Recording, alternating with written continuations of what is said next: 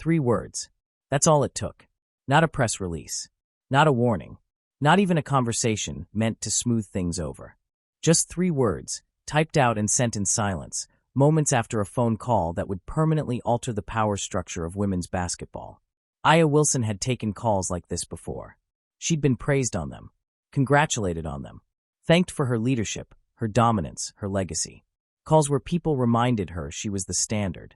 Calls where Team USA didn't ask if she'd be involved, but how they'd build around her. This one felt different immediately. No jokes, no small talk, no familiar warmth. Just voices that sounded rehearsed, careful, almost distant.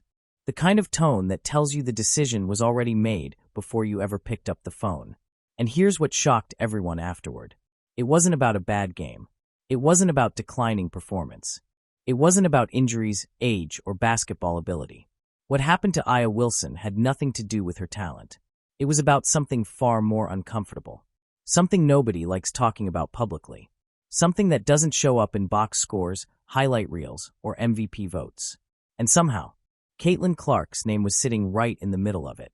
Now, before this turns into another lazy, rookie replaces veteran headline, slow down. That framing misses the real story completely.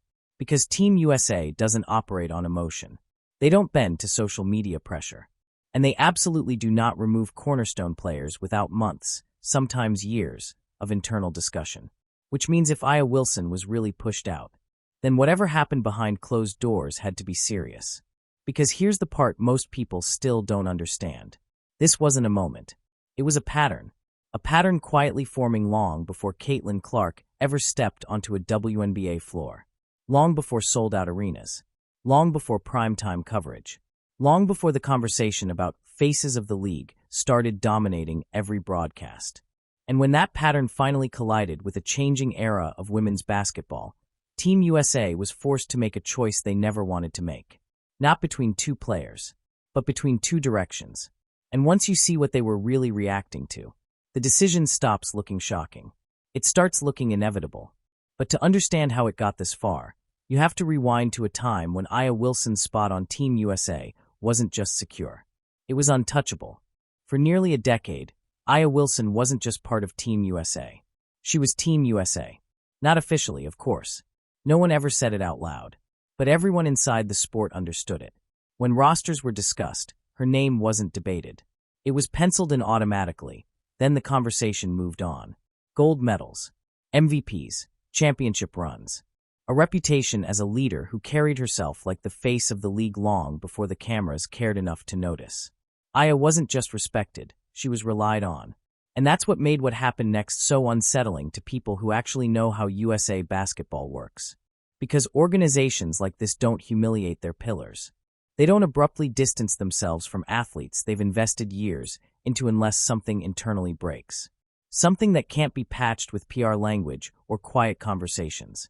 Especially not someone with Aya's resume. She had done everything the right way. Stayed professional.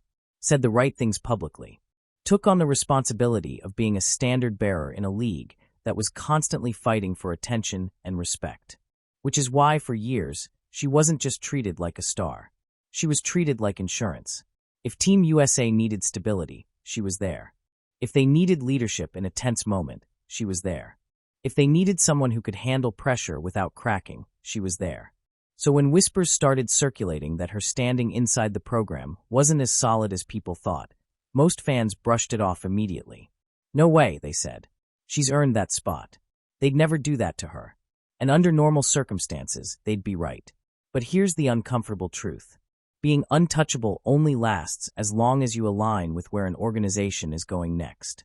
And around the time women's basketball began shifting into a completely new phase, more attention, more money, more eyes, more pressure, something subtle started to change behind the scenes. Not in games, not in practices, not in performance, but in tone, in the way conversations felt, in the way certain moments landed, in the way leadership was perceived by people who weren't used to feeling excluded from excitement. Because while Aya was still dominating on the court, the sport around her was transforming into something unfamiliar. Women's basketball was no longer just fighting to survive. It was starting to explode. And with that explosion came a question Team USA had quietly begun asking itself. How do we protect the future without alienating the present? That question sounds simple. In reality, it's brutal. Because every era shift creates tension. Every new star forces a recalibration of power. And every organization eventually has to decide whether it's going to cling to hierarchy or adapt to momentum. And this is where Caitlin Clark enters the story. Not as a villain, not as a replacement, but as a catalyst. Her rise didn't push Aya Wilson out. It exposed something that was already there. Because when the spotlight started shifting, when attention flooded toward someone younger, louder, and impossible to ignore, Team USA wasn't just watching how fans reacted. They were watching how their leaders reacted. And that observation phase? It lasted a long time. Long enough for notes to be taken. Long enough for patterns to form. Long enough for opinions to solidify. Which is why when people later asked, how did this happen so fast? The real answer was uncomfortable. It didn't. It just finally reached a point where it couldn't be ignored anymore. And the moment that tension became visible was the moment Team USA realized they weren't dealing with a basketball issue at all. They were dealing with a culture issue. And that realization would change everything. Because what happened next wasn't public. It wasn't loud. And it definitely wasn't accidental. It happened quietly, through conversations, reactions, and moments that most fans never saw. But once Caitlin Clark's rise accelerated, those quiet moments started carrying weight. And the organization began asking itself a question that would ultimately decide Aya Wilson's fate. Is this someone who can lead us into the next era? Or someone still fighting the last one? And once that question was asked, there was no going back. The shift didn't happen overnight. That's the biggest misconception. People love to point to one highlight, one record, one viral clip, and say, that's when everything changed. But inside the sport, the change felt slower, heavier, almost uncomfortable. Because it wasn't just about Caitlin Clark hitting deep shots or breaking scoring records. It was about who the attention followed afterward. By the time Clark's name started dominating conversations, women's basketball had already been starving for this kind of moment. Years of growth that never quite broke through. Years of incredible players doing incredible things without the spotlight sticking. Then suddenly, the cameras didn't leave. Sold-out arenas weren't the exception anymore. Ratings weren't a niche talking point. Sponsors weren't just supporting the game. They were investing aggressively. And while fans saw excitement, executives saw leverage. USA Basketball noticed immediately. Not because they were obsessed with one player, but because this kind of attention changes everything. It changes expectations. It changes pressure. And most importantly, it changes who represents the sport moving forward. This wasn't about replacing stars. It was about managing a transition that had already begun, whether anyone liked it or not. And here's where things started getting delicate. Because while many veterans embraced the moment, understanding that growth for one player meant growth for everyone, not everyone processed it the same way. Some saw opportunity, some saw validation, and some quietly felt displaced. Not publicly, not directly, but in tone, in posture, in the way certain conversations suddenly carried edge instead of celebration. And that's what people outside the room never see. USA Basketball doesn't just listen to what players say into microphones. They watch how players move when they think no one's paying attention. They observe reactions. They clock body language. They listen to how excitement is framed. Is it shared? Or is it resisted? And as Caitlin Clark's presence grew louder, the organization began noticing a contrast in reactions that made them uneasy. Because while Clark herself wasn't campaigning for anything, wasn't calling herself the face of the league, others were doing it for her. Media, fans, sponsors, even casual viewers who had never watched a WNBA game before. That external pressure forced internal conversations. Not about Clark's skill, not about whether she deserved attention, but about how leadership handled the moment. And this is where the story quietly stops being about Caitlin Clark at all. Because from Team USA's perspective, the real question wasn't, is Clark good enough? It was, how do our leaders respond when the sport stops revolving around them? That question lingered. And over time, answers started revealing themselves. At first, it was subtle. Comments that sounded harmless on the surface. Phrases framed as respect for the game. Reminders that greatness existed long before the spotlight showed up. Nothing that would trigger headlines. Nothing that would cause backlash on its own. But inside the program, repetition matters. When the same sentiment keeps surfacing in different forms, it stops feeling accidental. And that's when Team USA began paying closer attention. Not because they were offended, but because they were building towards something new. A new generation, a new audience, a new version of women's basketball that didn't ask for permission anymore. And the danger they saw wasn't rivalry. It was resentment. Because resentment, even when it's quiet, spreads. It shows up in locker rooms. It influences younger players. It reshapes chemistry in ways that don't show up on stat sheets. And chemistry is everything at the international level. Team USA doesn't just win because of talent. They win because of alignment. That's why they've always prioritized cohesion over clout. Why egos get managed quickly. Why friction, even subtle friction, is treated seriously. So when Caitlin Clark's rise began creating visible tension, not because of her actions, but because of reactions around her, Team USA felt the shift before fans ever did. And they started asking uncomfortable questions internally. Is the excitement being shared? Or is it being challenged? Is leadership guiding the moment forward? Or pushing back against it? Those questions didn't have immediate consequences. But they changed how conversations were documented, how interactions were remembered, how certain moments were re-evaluated later. And here's the part people still get wrong. This wasn't about jealousy. It was about control. For years, the sport had a certain rhythm, a certain hierarchy, a certain understanding of who spoke, who led, and who defined the narrative. Caitlin Clark disrupted that without trying to. Not by demanding attention, but by attracting it. And when attention moves faster than tradition can keep up, tension is inevitable. The difference is how leaders handle it. Some lean in. Some guide the transition. Some protect the bridge between eras. And some feel like the bridge is being built over them. USA Basketball noticed which category everyone fell into. And they noticed early. Which is why what happened next wasn't emotional. It was procedural. Quiet meetings. Internal notes. Observations logged without confrontation. Because at that stage, no one wanted a problem. They wanted reassurance. They wanted to believe this was just growing pains. That once the excitement stabilized, everything would settle. But instead, something happened that forced the issue out into the open. Something that crossed from internal tension into something far more difficult to walk back. And it didn't happen on the court. It happened in a room where nobody expected lines to be drawn. A room with no cameras. No media. No viral clips. Just voices. And once those voices were heard, the conversation inside USA Basketball changed permanently. The most important moment in this entire story never trended. There was no clip to dissect. No headline to argue over. No soundbite for debate shows to loop for days. And that's exactly why it mattered so much. Because inside USA Basketball, private moments carry more weight than public ones.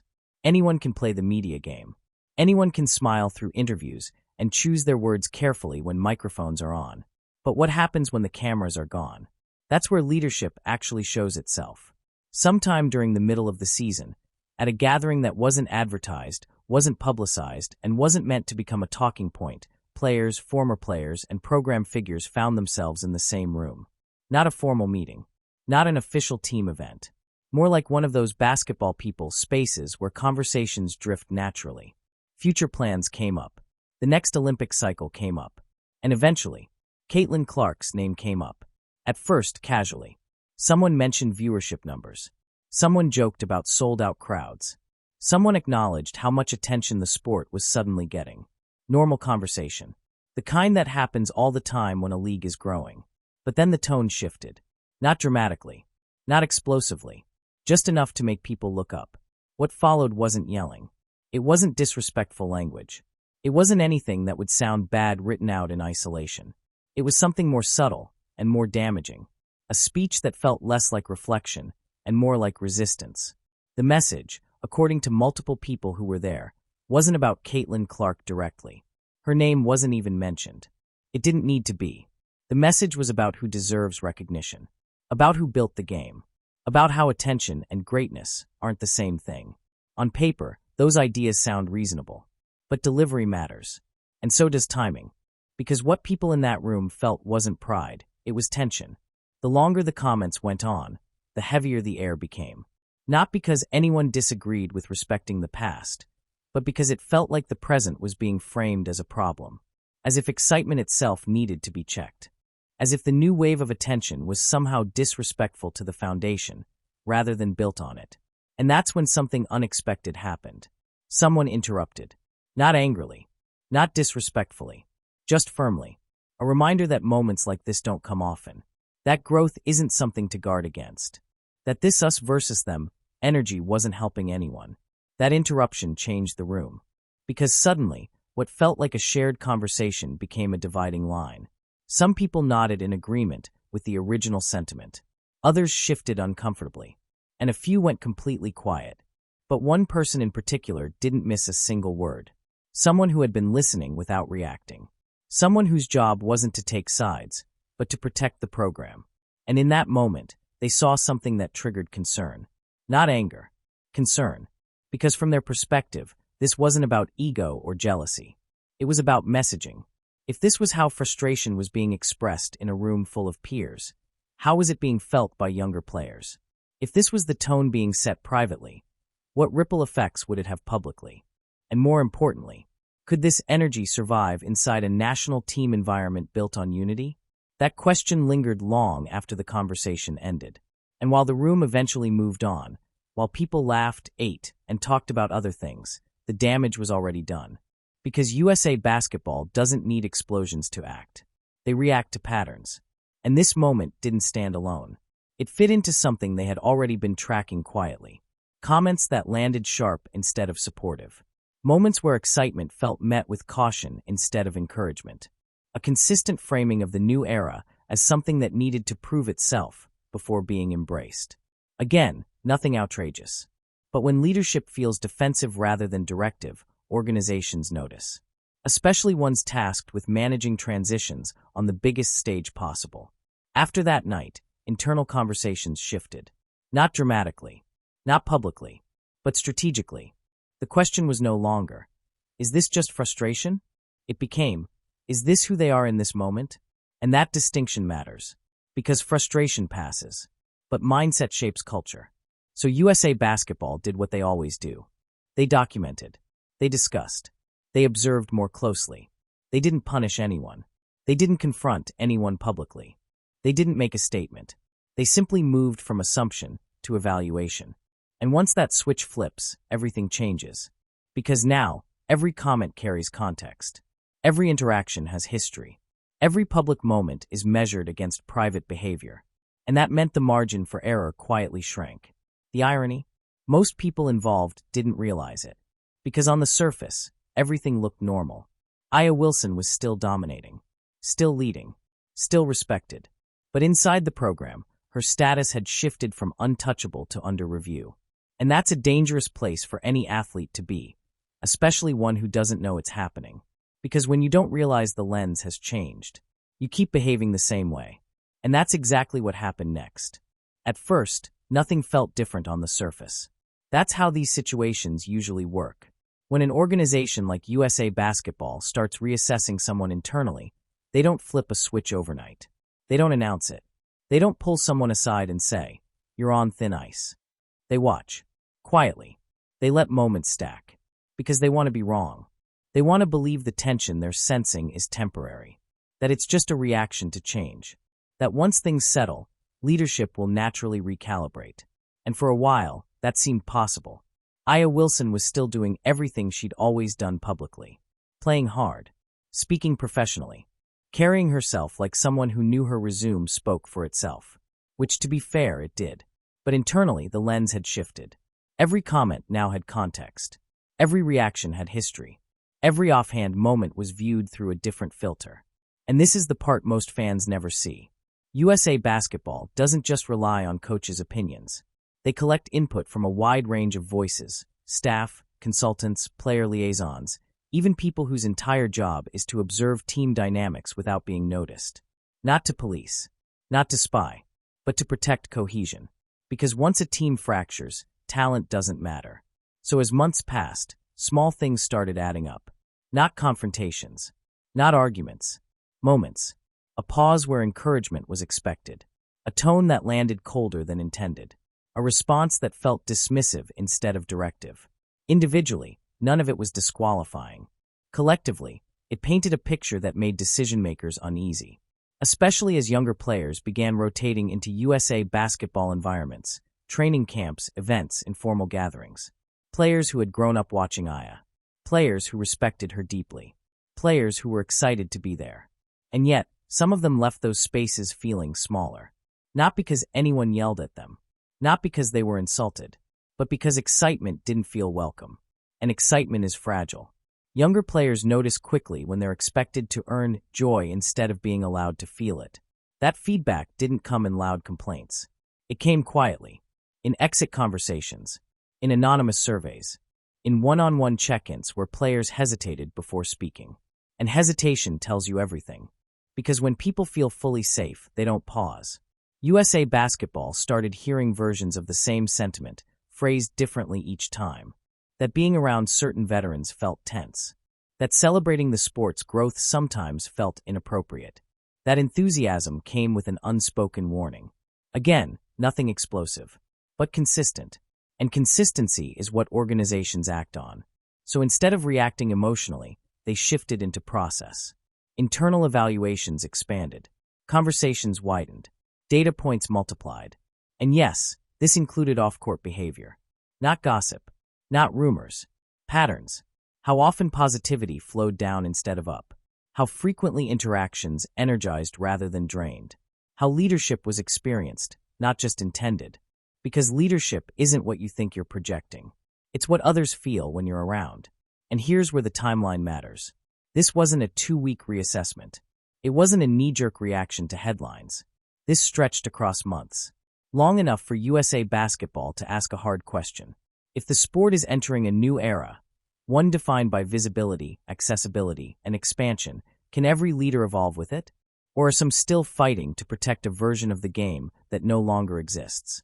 That question wasn't aimed at one person, but certain behaviors kept circling back to the same source. And that's when internal discussions became more direct. Not public, not accusatory, but honest. Could this be fixed? Could perspective shift with the right conversation? Because despite everything, there was still respect, still appreciation, still hope that this was a phase, not a flaw. Which is why USA Basketball didn't cut anyone. They tried to intervene. Private meetings took place. Concerns were raised carefully. Language was softened intentionally. The message wasn't, "You're the problem." It was, "We need you to help us lead this transition." That distinction matters. Because it shows this wasn't a purge. It was an attempt at alignment. And for a moment, it seemed like alignment was possible. Acknowledgments were made. Understanding was expressed. Commitments were suggested. From the outside, nothing changed. From the inside, everything was being monitored. Because when an organization offers a course correction, they're not just listening to words. They're watching what happens next. Do behaviors adjust? Does tone soften? Does energy shift? Or does everything continue exactly as before? And unfortunately for Aya Wilson, what happened next answered that question. Not in private, not behind closed doors, but in a space where millions of people could hear it. Every organization has a line they don't announce. It's not written down. It's not part of any handbook. But once it's crossed, there's no rewinding the tape. For USA Basketball, that line isn't criticism. It isn't disagreement. It isn't even frustration. It's public messaging that undercuts the mission. And that's exactly why what happened next landed so hard. The setting seemed harmless enough. A popular basketball podcast. Big audience, but nothing outrageous. The kind of show players go on all the time to talk hoops, promote games, share perspectives. No ambush energy. No gotcha setup. Just conversation. Aya Wilson was comfortable. Confident. Speaking like someone who believed, rightfully, that she'd earned the right to speak freely. Then the question came. Not aggressive. Not accusatory. Just a simple prompt about the future. About playing alongside Caitlin Clark. About the direction of Team USA moving forward. And for a split second, there was a pause. Not a long one. Just enough. That pause mattered. Because it was the moment where a decision was made, consciously or not, about how this would be framed. And when Aya answered, the words themselves weren't explosive. The implication was, she talked about respect. About what it means to wear the uniform. About how representing the country isn't about attention or popularity. On the surface, it sounded measured. Reasonable, even. But context is everything. Because she wasn't answering in a vacuum. She was answering at a time when Caitlin Clark was dominating headlines, driving viewership, and being openly discussed as part of Team USA's future. And instead of lifting the moment, the answer felt like a boundary. Not, there's room for everyone. Not, the more eyes the better. But, be careful who we elevate. That framing hit differently. Especially to the people already tracking a pattern. The clip didn't go viral because it was loud. It went viral because it was clean. 15 seconds. No editing tricks. No misquotes. Just a statement that could be replayed again and again. And within hours, it was everywhere. Analysts dissected it. Fans argued over it. Social media split into camps. But inside USA Basketball, there was no argument. Because that clip didn't introduce new information. It confirmed existing concerns. This wasn't frustration slipping out. This wasn't a bad day. It was consistent with what they'd been hearing privately for months. And here's why that mattered so much. USA Basketball had already spoken to Aya behind closed doors. They had already expressed concerns about tone. They had already asked for mindfulness around public comments. So when that podcast aired, it wasn't just a media moment. It was a signal that the message hadn't landed. Or worse, that it had and was being dismissed. And once something like that happens publicly, the organization's options shrink dramatically. Because now, silence becomes endorsement. If USA Basketball said nothing, it would look like agreement. If they defended the comment, it would alienate the very future they were trying to protect. And if they ignored it, the tension would spread. So behind the scenes, urgency replaced patience. Not panic. Urgency. Meetings were scheduled faster. Timelines moved up. Conversations that had been ongoing suddenly needed conclusions. Because now the issue wasn't internal anymore. It was visible. And visibility forces decisions. Especially when younger players USA Basketball desperately wanted to nurture, were watching how leadership handled the moment. Would the organization draw a line? Or would it let hierarchy override cohesion? That question had an answer. And it came quicker than anyone expected. Because while fans were still arguing online, USA Basketball was already preparing for a call that would end everything. A call that wasn't disciplinary, wasn't negotiable, wasn't emotional, just final. And the most chilling part? Aya Wilson didn't see it coming.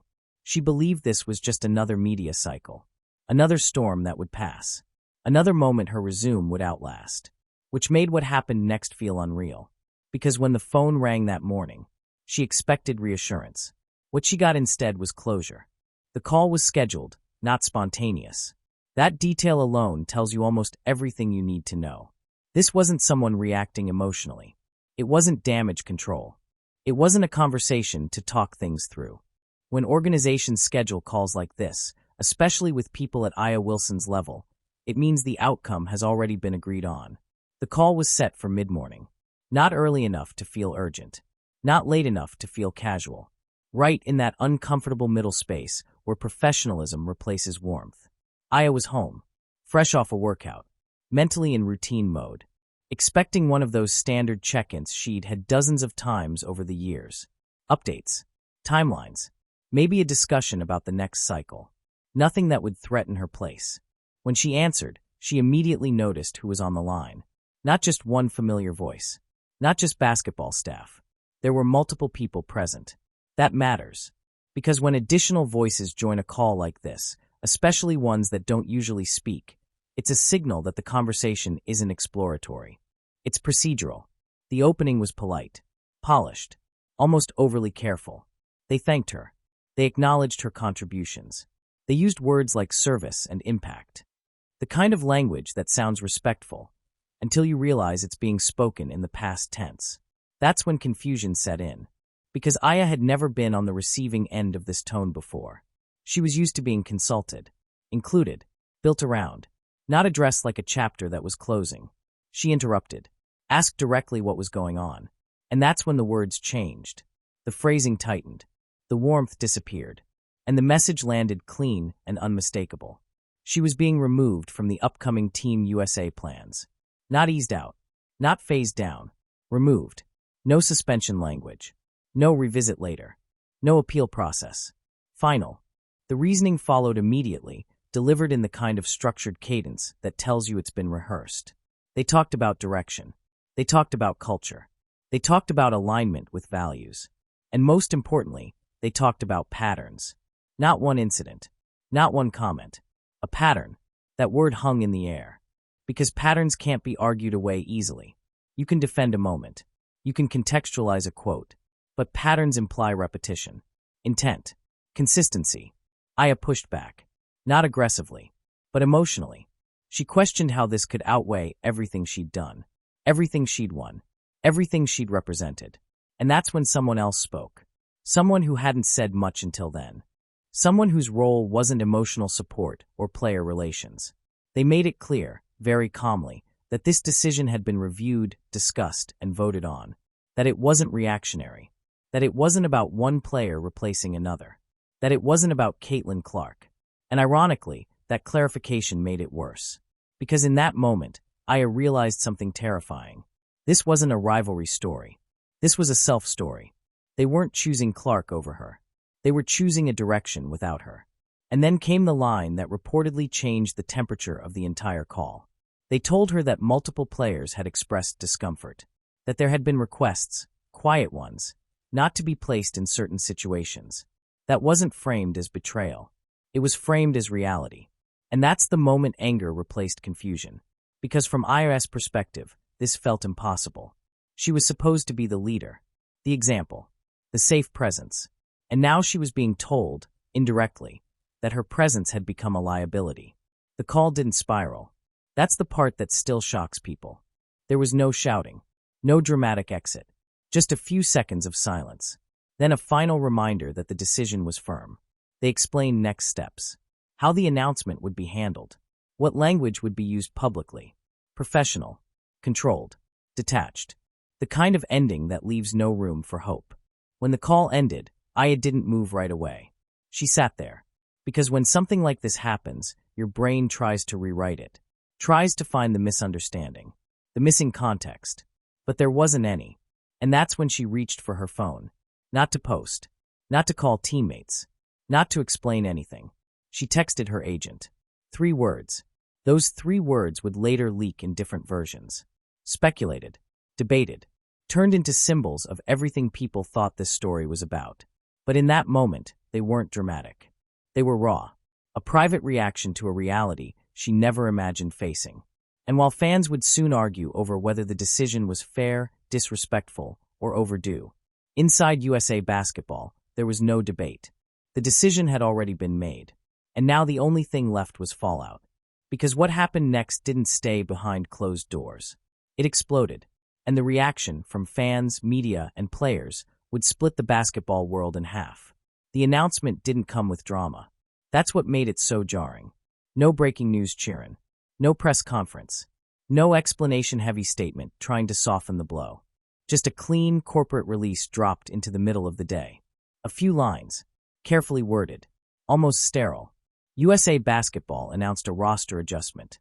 Aya Wilson would not be participating in the upcoming cycle. They thanked her for her contributions and wished her continued success. That was it. No justification. No background. No acknowledgement of how massive this was. And within minutes, everything blew up. Sports media scrambled. Group chats lit up. Social feeds turned into battlegrounds. Because people didn't know why this happened, only that it had. And when information is missing, narratives rush in to fill the space. Some fans saw betrayal. Others saw disrespect. Some immediately framed it as ageism. Others framed it as politics. But almost everyone reached for the same explanation. Caitlin Clark. Even though her name wasn't mentioned. Even though the statement never hinted at her. It didn't matter. To the public, this had to be about her. Because that was the only story that made sense on the surface. How else do you explain a program cutting loose one of its most decorated players right as a new star rises? That framing spread fast. And once it took hold, it was almost impossible to undo. What made things worse was how perfectly the timing lined up with everything else. Clark's name was everywhere. Ratings were climbing. Media was already pushing the new face narrative. So when iOS removal hit, people connected dots that felt obvious, even if they weren't accurate. And here's where the reaction became fascinating. The fanbase split almost instantly. One side rallied behind Aya, calling it disrespectful. They pointed to her resume, her loyalty, her years of carrying the league when no one was watching. The other side argued this was overdue, that leadership matters more than longevity, that the sport couldn't grow if it stayed trapped in hierarchy. Both sides spoke loudly, but what really caught people's attention wasn't who spoke. It was who didn't. Some of the players you'd expect to defend Aya stayed completely silent. No tweets, no likes, no vague love and support posts. Nothing. And silence in moments like this is deafening. Because in professional sports, players almost always protect their own publicly, even when they disagree privately. So when certain veterans said nothing at all, people started asking uncomfortable questions. Did they agree with the decision? Did they not want to get involved? Or did they know more than they were saying? Meanwhile, media outlets raced to get reactions. Reporters reached out to players, coaches, executives, anyone connected to the program. Most declined to comment. That alone told you how tightly controlled this situation was. USA Basketball wasn't scrambling. They weren't backpedaling. They weren't leaking defenses. They were standing firm, which only intensified speculation. Because when an organization absorbs this level of backlash without flinching, it signals confidence, not confusion. And then something else happened. A few carefully chosen voices did speak. Not angrily, not defensively. Measured, calm. One legendary player said chemistry matters more than resumes. Another said growth requires adaptation. Another hinted that people outside the room don't always see the full picture. No one attacked Aya, but no one rushed to condemn the decision either. That balance shifted public perception. Slowly, people started realizing this wasn't as simple as rookie replaces veteran. Because if it were, the backlash inside the basketball community would have been immediate and unified.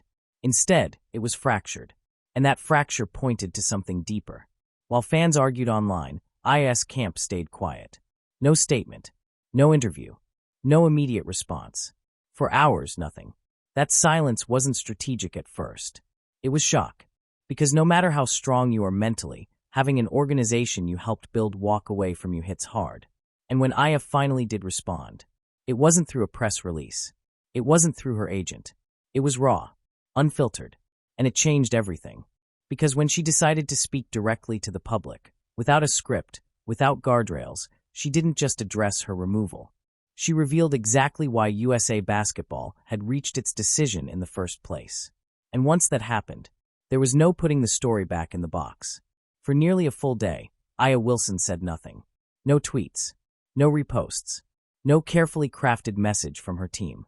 And at first, that silence worked in her favor. Fans filled the void with support. Former highlights resurfaced. Comment sections turned into appreciation threads. People spoke about loyalty, about sacrifice, about how much she'd given to the sport before it was fashionable to care. The narrative was forming fast. A legend disrespected, a champion pushed aside, a warning to every veteran watching. If Aya had released a short, controlled statement and stepped away, that story might have held. But instead, she decided to speak. Not through media, not through a sit-down interview. She went live, unannounced, unscripted, unfiltered. The screen came on suddenly. No introduction music. No setup. Just Aya, sitting alone, clearly exhausted. Not angry yet. Just drained. Within minutes, tens of thousands were watching. She started calmly. She talked about how much Team USA meant to her. How much pride she felt wearing that jersey. How shocked she was by the decision. At first, it felt like catharsis. Like someone finally letting the weight fall off their shoulders. The comments exploded with support. People told her she was loved. That she was right. That she deserved better. But then her tone shifted. Not dramatically. Subtly. She started talking about narratives. About how stories get written for people. About how some players get protected while others get pushed aside. Still no names. But the implication was thick. And as the minutes passed, frustration crept in. She leaned closer to the camera. Her words sped up. Her pauses shortened. She spoke about respect again, but now it sounded less like principle and more like grievance. Then she said something that made a lot of people watching pause.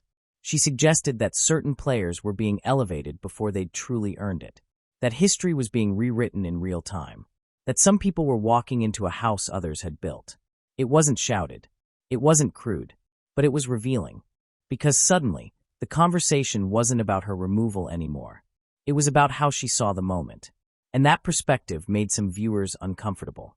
Not because she was wrong to feel hurt, that part was human, but because of how the hurt was framed. As if success was a finite resource. As if celebration for one player required erasure of another. Then came the moment that changed everything. Aya reached for her phone. She said she was tired of protecting people who wouldn't protect her. She started reading messages. Not full conversations. Just fragments. References to being mindful of public comments. Notes about tension. Mentions of perception. She didn't expose anything explosive. But she confirmed something important. USA Basketball hadn't blindsided her. They had warned her. And that realization rippled through the audience instantly. Because warnings changed the story. A lot. The comments shifted tone in real time. Still supportive, but quieter. Still empathetic, but more cautious. Then Aya said something that, intentionally or not, revealed the core issue. She talked about feeling replaced. About being made to feel like she no longer belonged. About watching the spotlight move and feeling pushed into the shadows. That vulnerability was real. But it also made something clear. This wasn't just about Team USA. This was about fear. Fear of becoming irrelevant. Fear of being remembered instead of celebrated. Fear of watching the sport move on without you while you're still capable of contributing. That fear is deeply human. But leadership requires managing it. And that's what USA Basketball had been evaluating all along. As the live continued, Aya tried to pull herself back. You could see it. Moments where she caught her words. Where she stopped mid-sentence. But once the door was open, it couldn't be closed. She ended the live abruptly. No goodbye. No wrap-up. Just, I'm done. And the screen went black. Within minutes, clips were everywhere. Analysts didn't attack her. They analyzed her. And that distinction matters. Because instead of saying, she's wrong, they started saying, this explains the decision. People noticed how personal everything sounded. How little space there was for the bigger picture. How often the conversation circled back to what she'd lost, not what the program needed. And then the comparison happened. Not because anyone forced it, but because it was unavoidable. Less than a day later, Caitlin Clark was asked about the situation. And what she did next quietly sealed the narrative. If you want the real stories behind the headlines, the ones that don't get explained on TV. If you care about what actually happens behind closed doors in basketball. And if you want breakdowns that go deeper than hot takes, hit subscribe. Because the next story, it's already unfolding, and most people won't see it coming.